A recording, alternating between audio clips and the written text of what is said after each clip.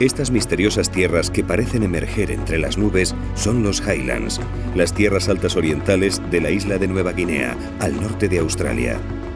La mitad occidental de la isla corresponde a Irian Jaya, que pertenece a Indonesia, y esta parte del este a Papúa Nueva Guinea, que comprende más de 1.400 islas e islotes.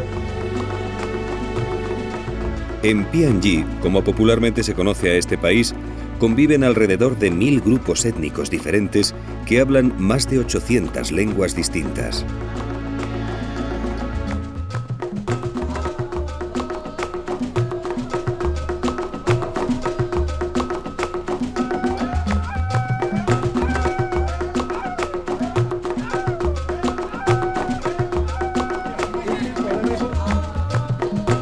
El carácter feroz de estas tribus, unido a sus prácticas de canibalismo y a la costumbre de algunos grupos de cortar la cabeza a sus enemigos, hizo de estas islas un lugar tenebroso que los viajeros trataban de evitar.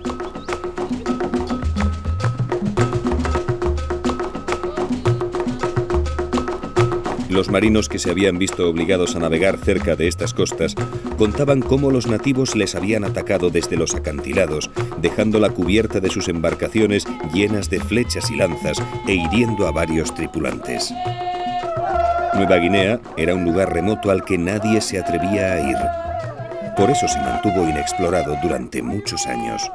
De hecho, hasta principios del siglo XIX, cuando ingleses y alemanes tomaron posesión de algunas zonas costeras, Nueva Guinea no apareció en los mapas del mundo.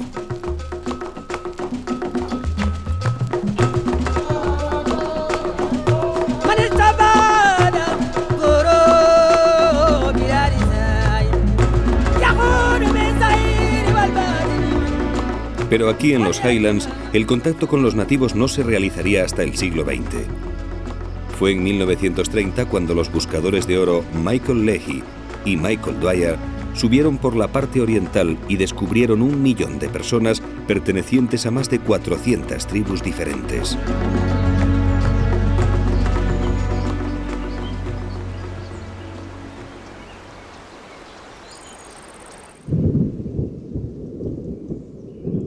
Es una región muy quebrada, una sucesión de montañas de hasta 4.000 metros de altura que forman numerosos valles cubiertos de vegetación, donde viven los diversos grupos étnicos prácticamente aislados unos de otros.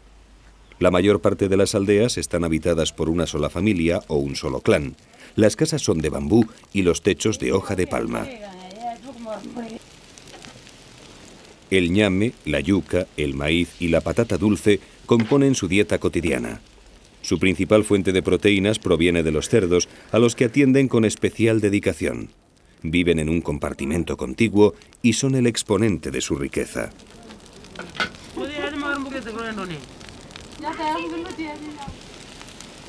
En torno al hogar se encuentran las habitaciones, compartimentos separados por paredes de bambú trenzado.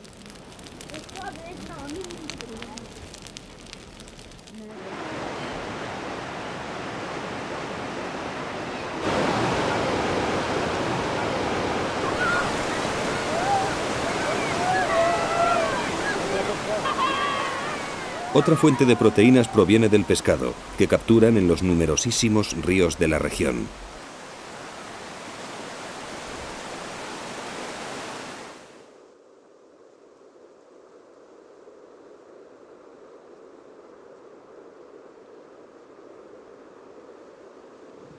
Sin duda, la accidentada orografía de los Highlands y el extremado carácter belicoso de estas tribus, siempre en guerra con sus vecinos, han contribuido a la gran variedad étnica que hoy podemos encontrar.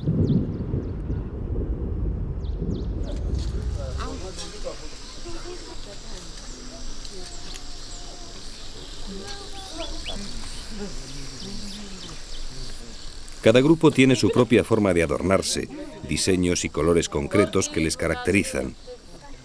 Se pintan así para realizar cualquier ceremonia, aunque la más representativa es el Sing Sing, una fiesta donde danzarán y cantarán para celebrar algún evento. Algunos Sing Sing son en fechas determinadas y reúnen a gran número de tribus diferentes que llegan desde las aldeas más remotas.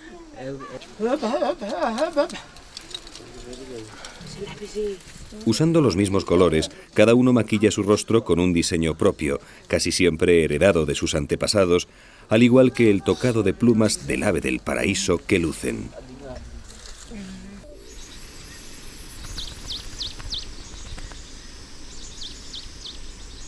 Actualmente, el ave del paraíso es una especie protegida. Solo se permite cazarla con flechas antes de los Sing Sing. Desde que en el siglo XVI los navegantes españoles llevaron sus plumas a Occidente, comenzó un comercio indiscriminado de estas plumas que han adornado tradicionalmente a las artistas de los mejores espectáculos del mundo.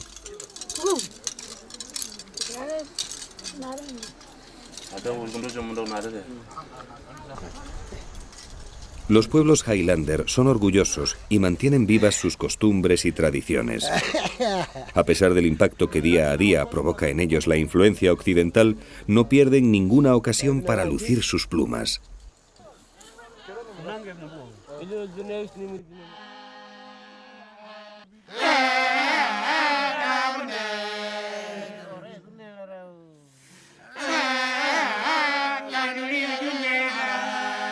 Uno de los grupos más singulares y numerosos de los Highlands son los Huli. Ocupan la parte occidental en torno a la ciudad de Tari. Su primer contacto con el hombre blanco fue en 1935, con una patrulla australiana cerca del río Tagali.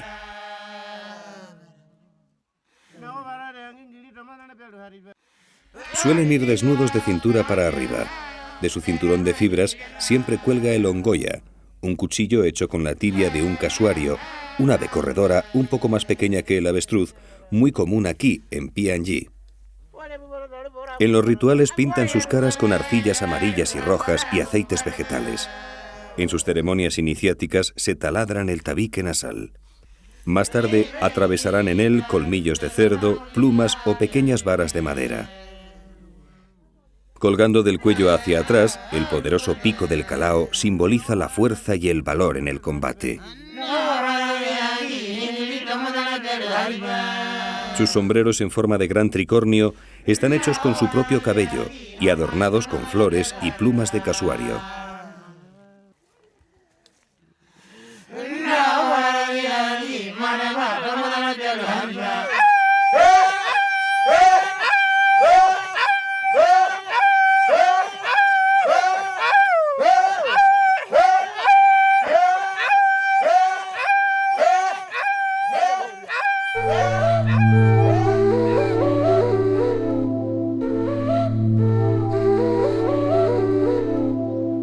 La accidentada orografía de las tierras altas y las constantes reyertas entre los diferentes grupos hacen muy difícil la comunicación. Actualmente no se puede acceder a la parte occidental por las guerras que mantienen las tribus y que arrojan un saldo anual de unas 5.000 muertes.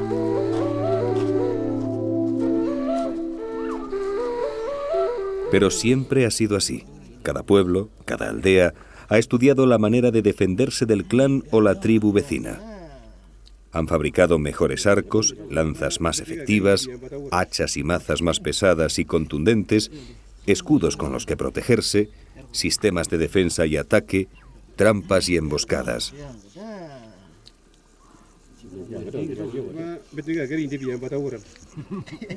Quizá los más ingeniosos hayan sido los hombres de barro.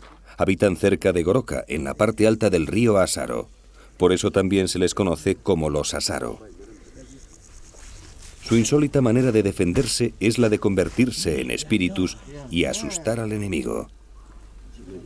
Para ello confeccionan estas máscaras de barro de facciones extravagantes que recuerdan a monstruos galácticos de lejanos planetas de ficción.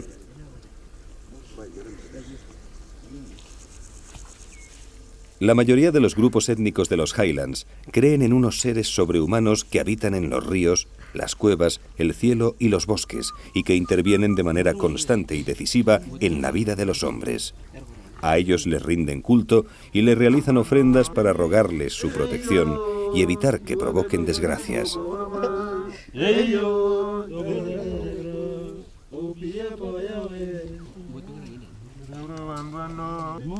Entre estos seres sobrehumanos, llamados Dama, y los hombres, se encuentran los Dinini, que son los espíritus de los antepasados.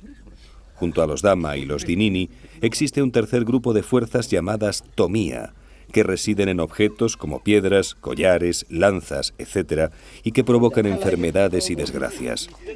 Estas fuerzas pueden ser manipuladas por los brujos contra terceras personas en las ceremonias nocturnas de Puri Puri. Una vez terminadas las máscaras, los guerreros se embadurnan el cuerpo con barro arcilloso que más tarde teñirán de gris con otro lodo más líquido.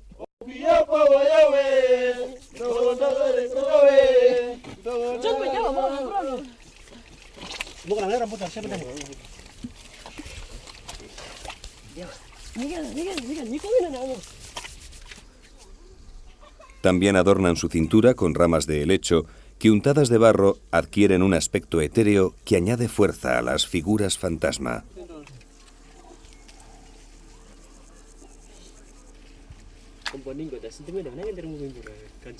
En la boca, nariz y orejas incrustan algunos colmillos de cerdo para reforzar el rictus atroz de sus creaciones.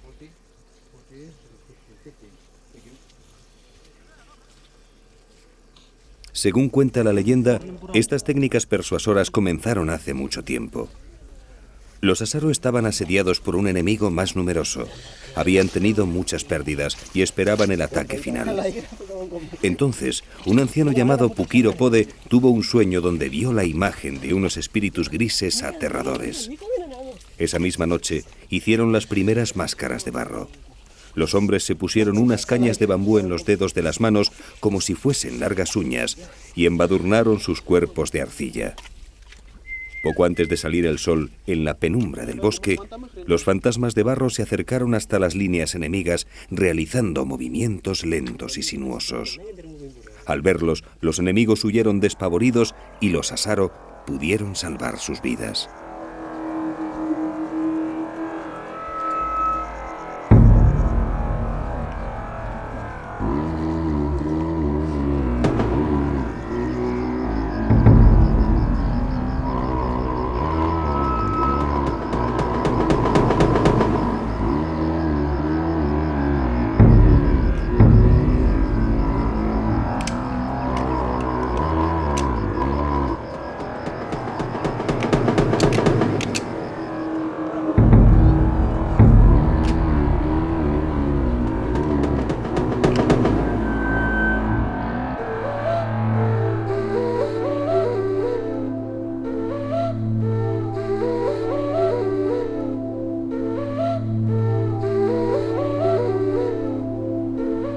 En los Highlands se está desarrollando con éxito el cultivo de té de primera calidad. El intenso régimen de lluvias de esta región favorece su cultivo. Muchos Highlander trabajan en estas plantaciones que les ayudan a incorporarse a una economía nueva. Todavía no se sabe si será buena para ellos o quebrará sus códigos tradicionales como en tantos otros lugares. También el café de tipo arábiga está experimentando un gran desarrollo.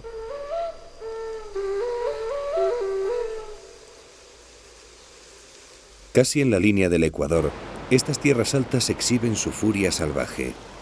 Escenarios caóticos que esconden la belleza sublime.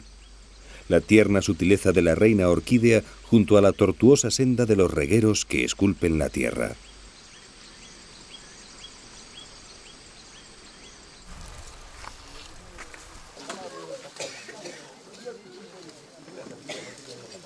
Este es un país de aldeas y aldeanos que se comunican con el eco y se saludan gimiendo.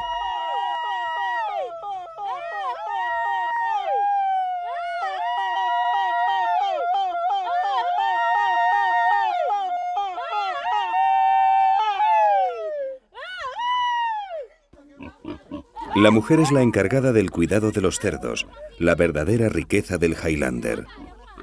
A veces amamantan a los lechones con sus propios pechos, alimentando al mismo tiempo a sus hijos recién nacidos.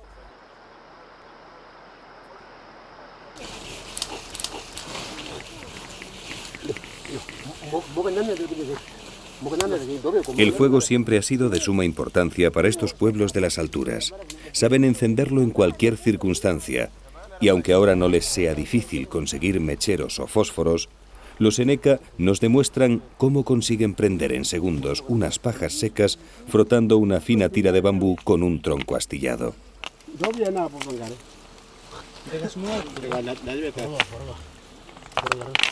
Hoy se han reunido para preparar el mono. Se trata de una antigua receta en la que intervienen todos. Es un verdadero ritual donde se mantiene escrupulosamente la ortodoxia de la tradición.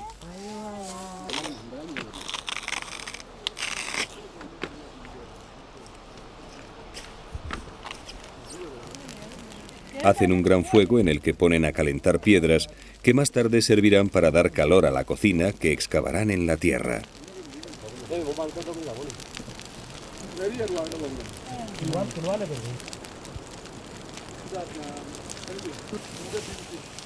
Mientras preparan los alimentos, parten las calabazas, pelan el ñame y las patatas dulces, limpian el grin, una especie de hortaliza parecida a las espinacas, y deshojan las mazorcas de maíz. Los monos, el principal ingrediente, son pequeños plátanos dulces que raspan con una navaja de caña de bambú para desmenuzarlos. Tras la cocción, esta masa adquiere una textura de espesa bechamel. Una vez terminada la excavación, el hoyo es tapizado con hierbas y hojas de platanera para que la comida no entre en contacto con la tierra.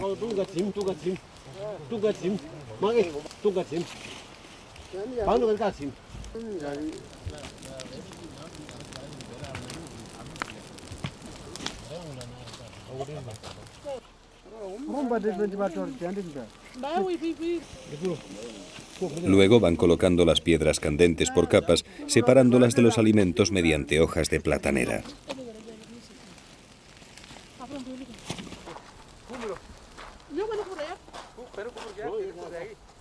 Una más de las utilidades que le dan al bambú es la de transportar el agua desde el río.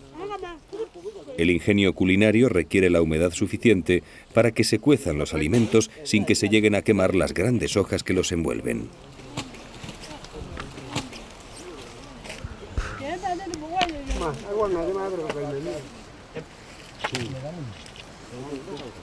Esta región de los Highlands siempre fue autosuficiente.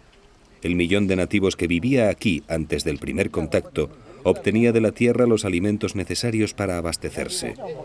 Comerciaban entre ellos mediante el trueque o utilizando las quinas, conchas de madreperla labradas en forma de media luna que hoy siguen teniendo un gran valor.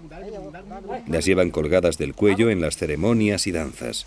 La quina se dividía en toras, unas conchas marinas circulares con un agujero en el centro que se ensartaban formando collares. En la actualidad, la moneda oficial de PNG se llama quina y los céntimos toras.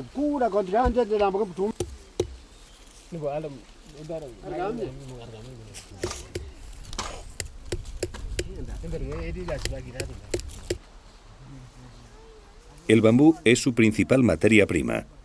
Tras machacar y pelar las cañas, se trenzan para construir las paredes y el suelo de las casas.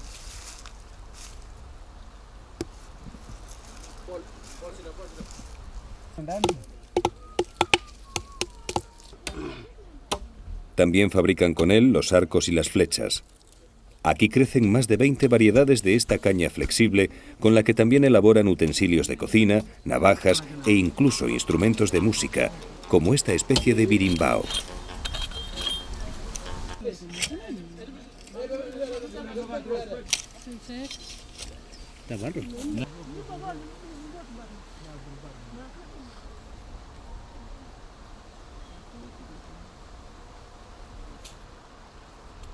Cada uno se ocupa de sus propias armas. Desde niños aprenden a fabricar lanzas, arcos, hachas y diferentes tipos de flechas, como la de 3 puntas, especialmente eficaz para cazar pájaros.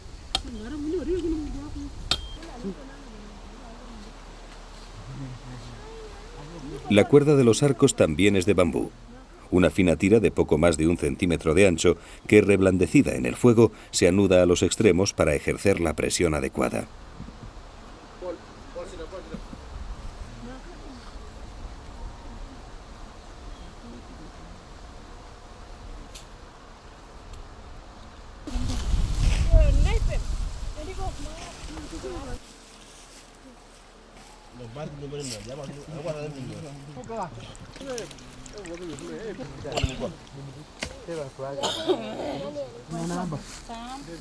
Han pasado 2 horas. La primitiva olla express ha terminado su labor.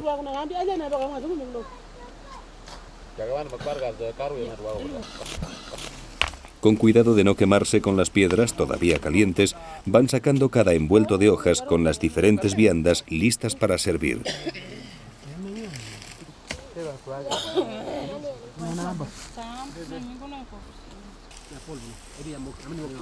La comida se distribuye a partes iguales siguiendo un estricto protocolo. Nadie recibe ni más ni menos. Eso provocaría un serio conflicto difícil de resolver.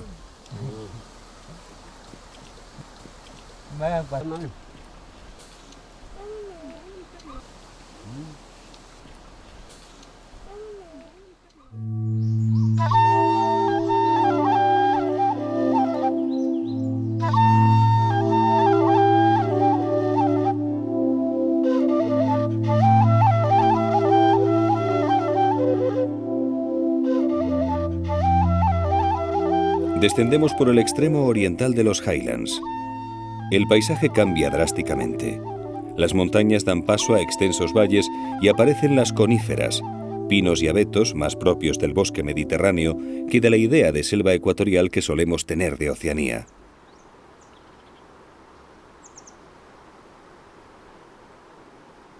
Vamos al encuentro de las momias Enga o Cucucucu, como se suele llamar a este pueblo que vive en la cuenca del río Aseki.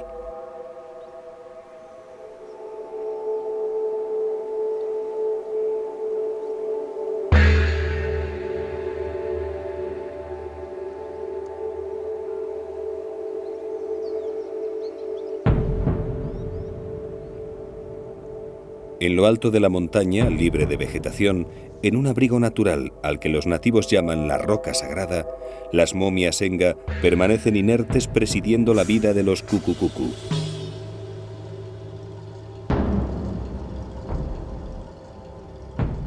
El canibalismo ha sido una práctica habitual de los Cucucucu, de ahí su fama y su leyenda. Se comían a los ladrones y los prisioneros de guerra tras engordarlos durante una temporada. Charles Higginson fue el primer blanco que contactó con ellos en 1907. Los describió como guerreros feroces y antropófagos que con cualquier pretexto iniciaban una guerra con la tribu vecina. A los líderes y a los guerreros que morían en una batalla los momificaban. Ponían el cadáver en posición fetal en la cocina y encendían el fuego para ahumarlo. Cuando empezaba a oler, sus esposas le arrancaban la piel frotándola fuertemente y extraían sus vísceras, que eran ingeridas por los parientes más próximos para adquirir las cualidades del difunto. Después continuaban ahumando el cuerpo durante 4 o 5 meses hasta que la carne quedaba totalmente seca. Entonces lo subían a la roca sagrada y lo colocaban sentado mirando al horizonte o en una especie de canastos de bambú que clavaban en el suelo. En otros pueblos los dejaban colgados en los árboles. Actualmente hay muy pocos Cucucucu que sigan momificando a sus muertos, pero su carácter guerrero sigue patente en sus constantes luchas tribales.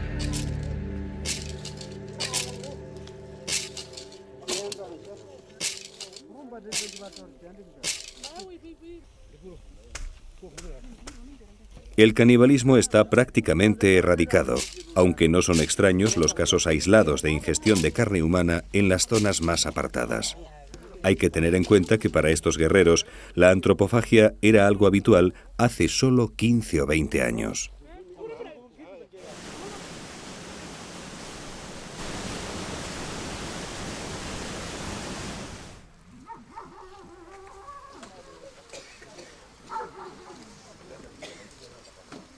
El territorio de los Cucucucu es muy accidentado y cubierto de selva, pero hasta aquí también han llegado los representantes de las sectas más radicales. Están por todas partes. En Papúa conviven más de 100 iglesias diferentes. Vinieron a partir de los años 50, cuando en PNG había alrededor de 2 millones de nativos prácticamente en la edad de piedra.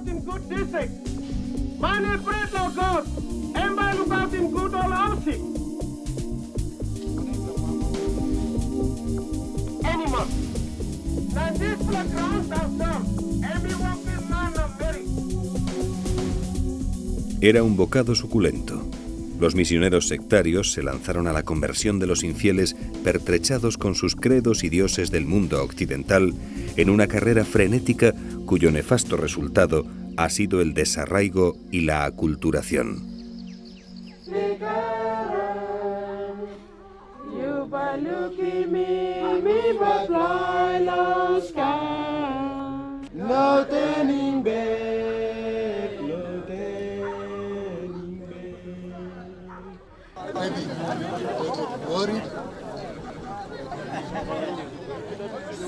De nuevo en los Highlands asistimos a una compensación.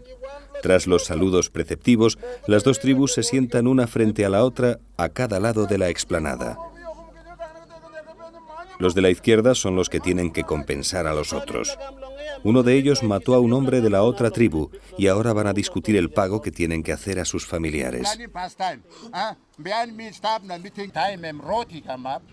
Cada grupo lleva su propio intérprete que entiende el idioma de la otra tribu, o el pidgin, un idioma criollo común que cada día lo habla más gente. Es la única manera de entenderse entre las 800 lenguas diferentes que se hablan en PNG.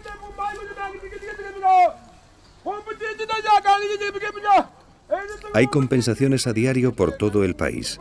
La gente asiste a ellas con hachas, machetes y arcos. Si no se llega a un acuerdo, la compensación puede terminar en una gran pelea. Cada vez hay más muertes porque en las luchas tribales los arcos y lanzas se están sustituyendo por armas de fuego.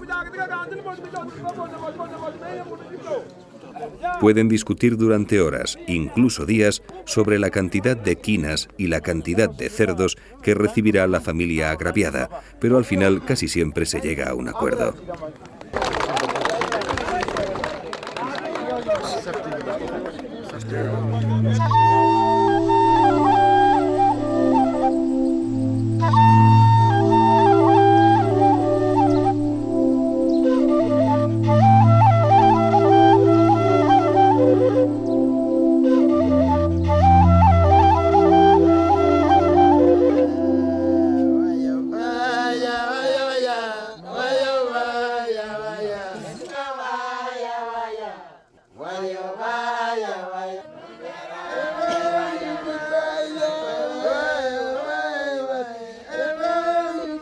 Una importante institución para estos pueblos es el tanimet o ceremonias de cortejo. Este personaje, tocado con dos grandes alas de plumas, es el casamentero que dirigirá en todo momento los cortejos. El tanimet puede durar días o semanas. Los hombres invitan a las mujeres de otra aldea para que participen. El carácter exógamo de estos Highlander les obliga a buscar esposas fuera de su pueblo. Los matrimonios entre parientes están prohibidos. Los hombres pueden tener tantas mujeres como puedan mantener, pero ellas solo pueden tener un esposo. Las canciones hablan de lances amorosos y enumeran las obligaciones que contraerán los futuros cónyuges. Siguiendo las indicaciones del casamentero y bajo la mirada atenta de las mujeres mayores que han traído a las chicas, los hombres van cambiando de posición para cortejar a todas las mujeres.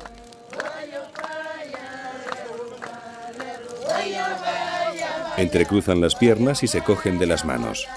Todos visten sus mejores galas tradicionales y se maquillan de forma provocativa. La elección tendrá que ser mutua para que sea admitida por el casamentero.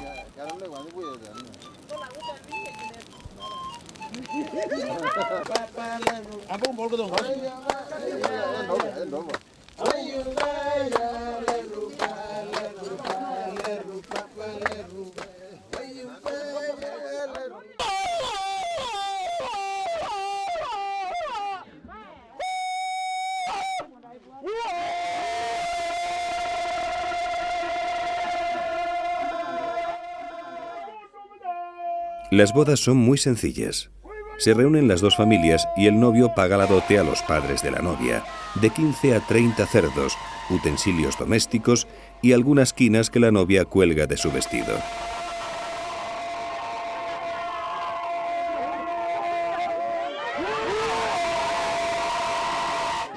Una vez hecha la entrega, los novios y los familiares de la mujer se marchan de la aldea.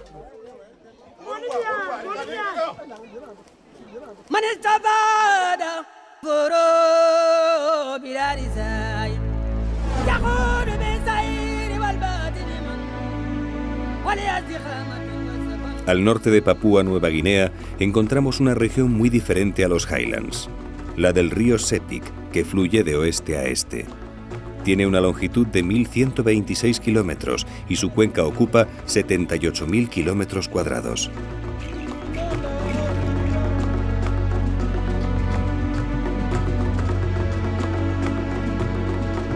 Es un río de aguas lentas y profundas que arrastra gran cantidad de barro. Cuando desemboca en el mar de Bismarck, puede verse en decenas de kilómetros su torrente de aguas marrones. La actividad humana en la cuenca del Sepik se remonta a unos 40.000 años. En la actualidad se hablan unos 200 idiomas diferentes. Los primeros contactos con extranjeros fueron establecidos con cazadores de aves del paraíso chinos y malayos. En 1885, el zoólogo alemán Finch fue el primer europeo que llegó al Sepik, al que bautizó como Kaiserin Augusta, en honor a la esposa del emperador alemán. A pesar de existir centenares de tribus, se pueden establecer patrones de conducta comunes a todos los habitantes de esta región tropical. Algo común son las enormes casas que construyen, en las que el bambú es el material más importante. Con sus tiras atan y unen todo el armazón y fabrican el suelo. Las paredes y el tejado se confeccionan con corteza de palmera y bananera. En la fachada, la representación del espíritu familiar protege a sus moradores. En cada casa viven varias generaciones de una misma familia. Solo construyen otra cuando la falta de espacio lo hace necesario.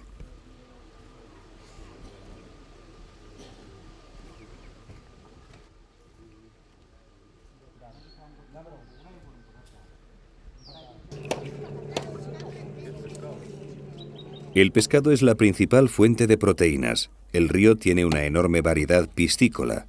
Muchas especies han sido introducidas recientemente, como la tilapia africana, que ha proliferado rápidamente. Con el pescado seco comercian con otros grupos tribales desde el norte de la isla hasta los Highlands.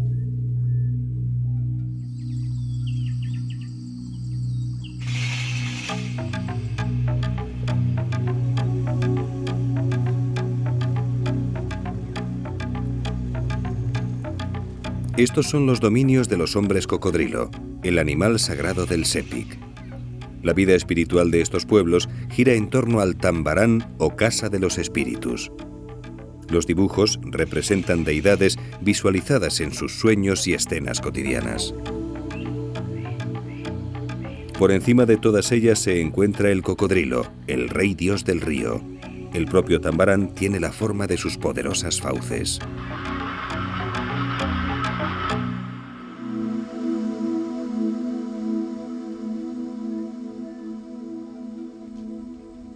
Los tambaranes, también llamados casas barco, suelen estar en el centro de las aldeas. Son grandes, de hasta 40 metros de largo, y suelen situarse en lugares donde no llegue el agua en las crecidas del río. Las mujeres tienen vetada la entrada. En su interior se reúnen los hombres para invocar a los espíritus y tomar decisiones que afecten a la comunidad.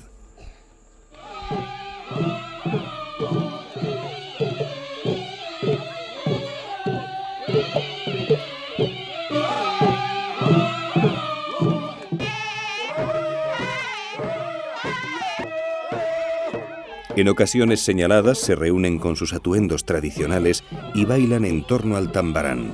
Es la manera de invocar a sus espíritus protectores.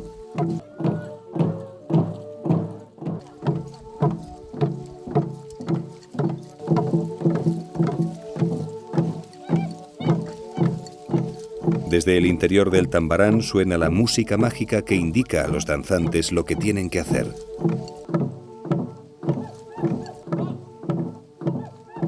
Dentro de la Casa de los Espíritus, los iniciados tañen los enormes tam-tam garamut y las flautas rituales.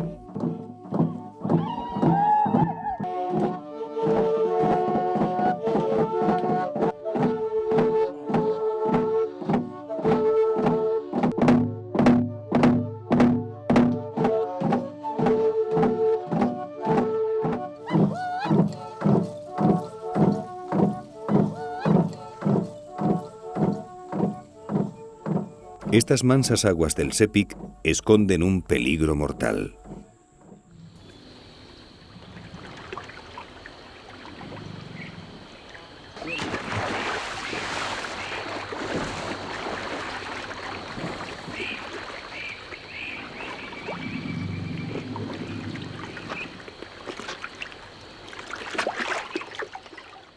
En PNG conviven dos especies de cocodrilo, el de Nueva Guinea, que llega a medir 4 metros de longitud, y el marino, que es el más grande que existe. Llega a medir más de 7 metros y puede vivir tanto en agua dulce como en agua salada. En cautividad se han conseguido ejemplares que han sobrepasado la tonelada de peso. Son de naturaleza agresiva, auténticos comehombres. Es el cocodrilo adorado en el Sepik.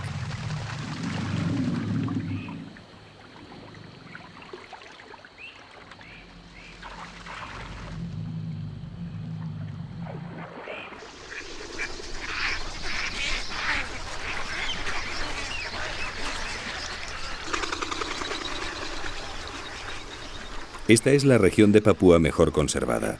Es el paraíso de las aves. Al no existir caminos ni carreteras, la acción agresiva del hombre ha sido menor.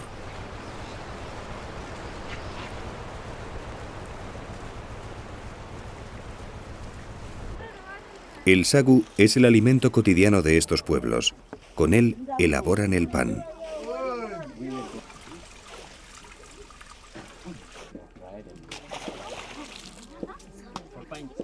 Se trata de una palmera de cuyo tronco extraen una fécula que al cocer aumenta considerablemente de volumen.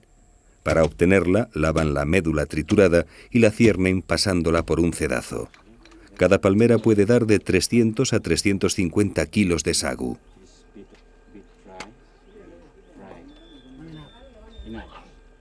Una vez seca, se raya y se obtiene la harina con la que se hace el pan.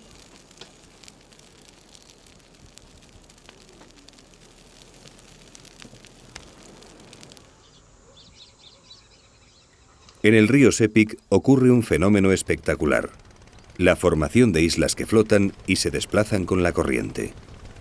Llegan a ser tan grandes que forman presas naturales.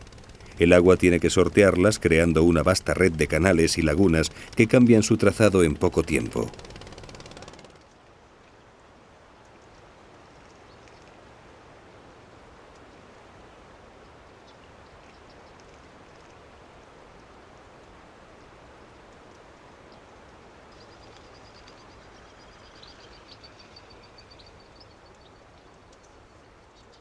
El río es colonizado por los jacintos de agua, que se van depositando en los remansos y lagunas formando grandes extensiones donde prácticamente no se ve el agua.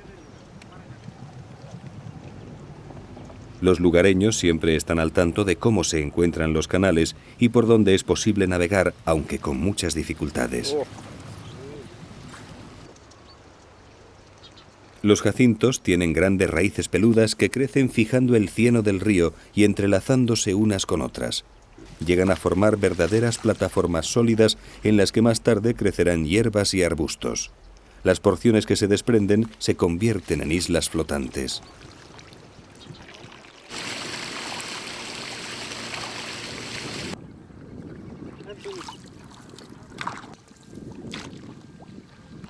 A consecuencia de la putrefacción de estas plantas se produce ácido tánico que tiñe el cauce de color té fuerte. A estas aguas se las denomina aguas negras.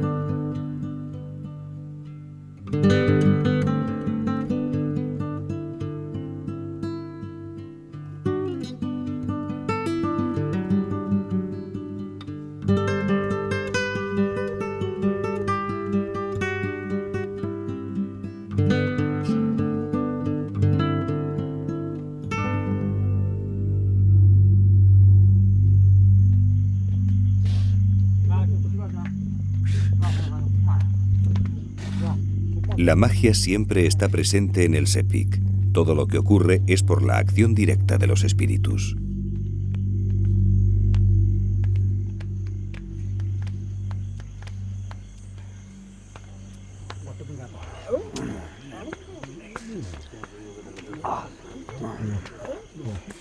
Cuando alguien siente que ha sido víctima de un conjuro, recurre a los especialistas que se reunirán en el Tambarán e invocarán a los espíritus protectores.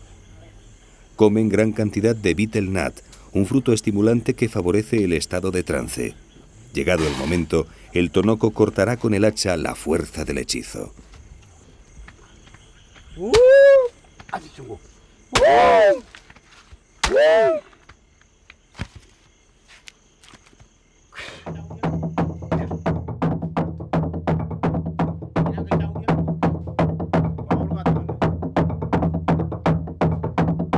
En el poblado de Timbumeri, al sur del lago Chambri, suenan los tam-tam garamut para anunciar la ceremonia de iniciación de los hombres cocodrilo.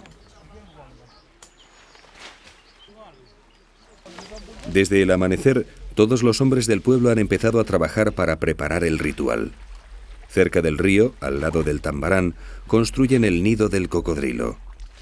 Sacan el lodo con cubos para que los tambores de agua tengan la profundidad suficiente y cercan el recinto con ramas de palmera y hojas de bananera.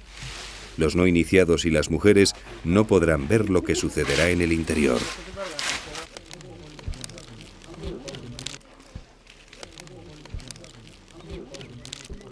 Mientras, los jóvenes preparan unos envueltos de palmera que representan cabezas de los reptiles sagrados. Las adornan con cintas de palma cortadas en forma de colas de cocodrilo y también con flores y hojas.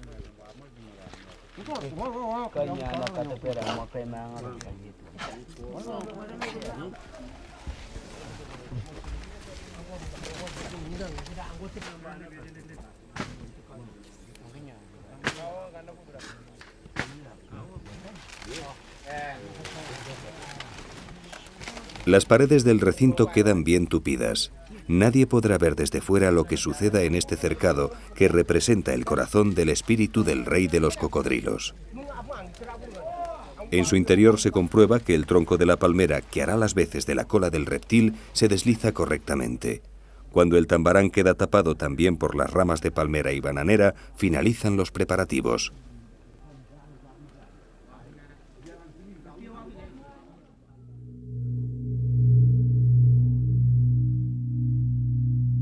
El sacrificio al que se someten los hombres de estas sociedades del Sepik es una verdadera tortura.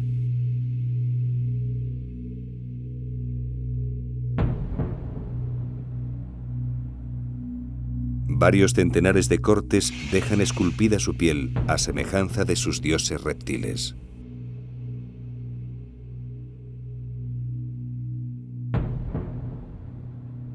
Las incisiones alrededor de los pezones representan los ojos del cocodrilo. Las de los hombros, el torso, la zona superior de los brazos y la espalda simbolizan otras partes del cuerpo del cocodrilo.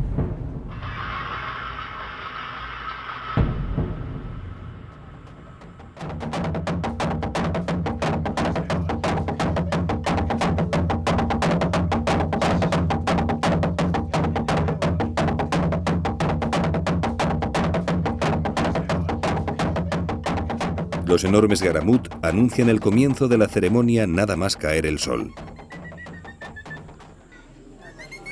Nuestras cámaras se abrieron paso entre las ramas del nido de cocodrilo. En su interior, 7 hombres desnudos exhibían los 2 tambores de agua, el femenino y el masculino. Pronto, el corazón del rey de los cocodrilos comenzó a latir. Su sonido imitaba a estos poderosos saurios.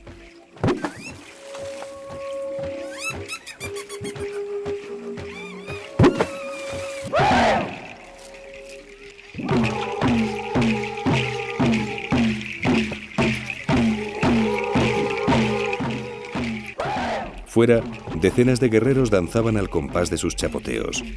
Gritaban a coro para avivar la fuerza de su dios, que movía la cola de palmera en símbolo de aprobación.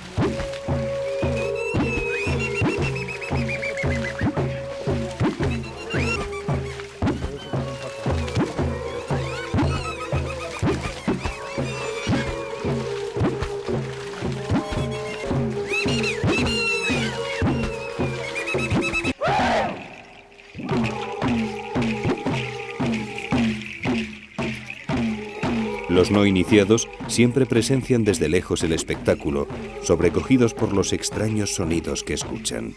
Sin duda creen que proceden del más allá.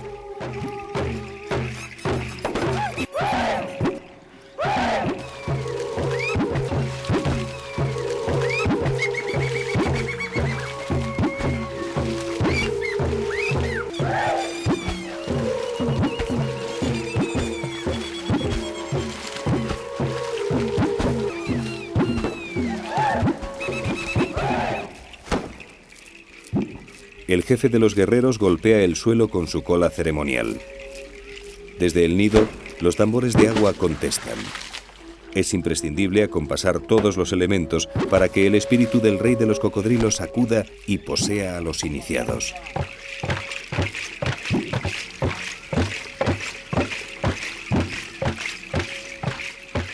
Creen que al principio solo había agua.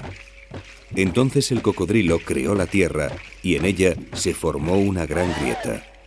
El cocodrilo la fecundó, dando origen a todas las especies. Luego abrió sus fauces y de su mandíbula superior surgió el cielo y de la inferior el suelo.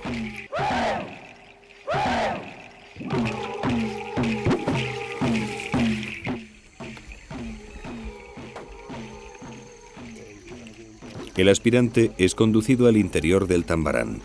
En esta ocasión se trata de un iniciado que ha pasado muchos años fuera de esta comunidad.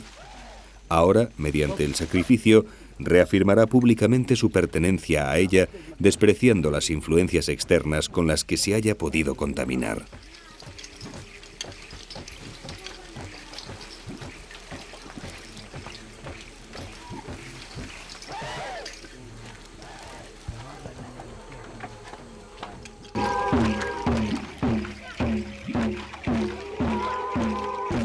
En el exterior, los guerreros siguen alentando al Gran Espíritu. Pronto la sangre purificadora será derramada.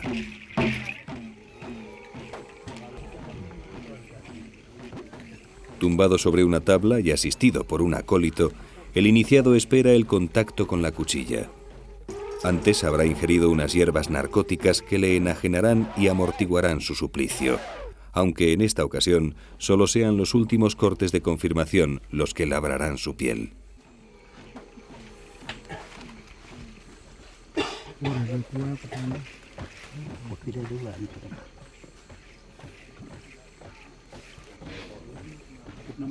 Las heridas serán tapadas con barro y con el guac, un aceite vegetal de alto poder antiséptico. El resultado será unas cicatrices en forma de escamas.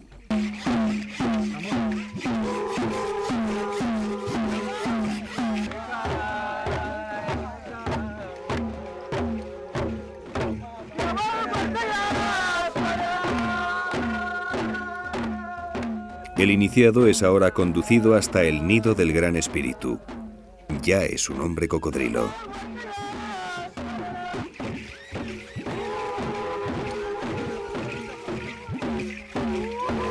La tradición se ha cumplido.